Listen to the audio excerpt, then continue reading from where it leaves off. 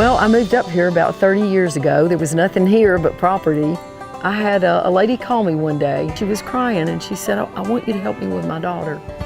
A lot of times broken people are like broken horses. You need to establish a relationship with them and they need to realize that they can trust you. And I did that with her, and she's a nurse now and married to one of the deacon's sons at Foothills Community Church. And in the midst of rescuing horses, next thing she knew, she was rescuing the children that live in this area. They just started coming. Then they would bring a friend and another one would show up, and I would take them to church with me on Sunday, but I got so many kids I couldn't get them all in the truck.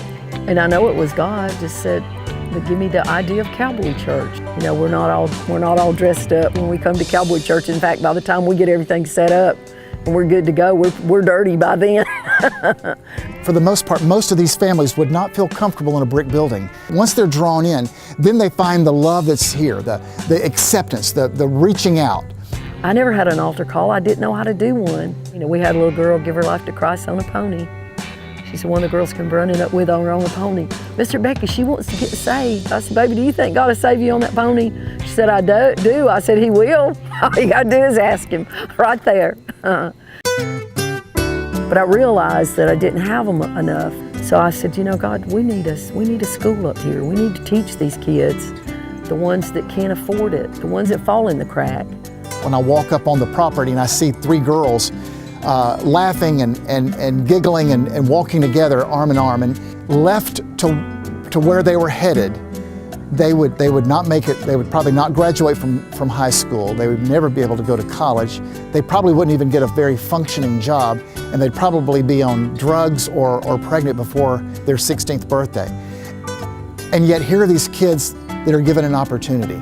These kids don't pay a thing for anything. I can't hardly charge for anything because there's no money up here. We're able to give them a biblical worldview in a safe and loving environment. One of my jobs is to plant churches, and I've done that. I've in 12 different languages, 41 churches, and I've planted one Georgia Baptist school, this school, the Academy at Double H Ranch.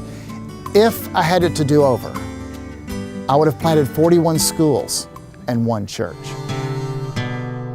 Our goal is to prepare these kids for college.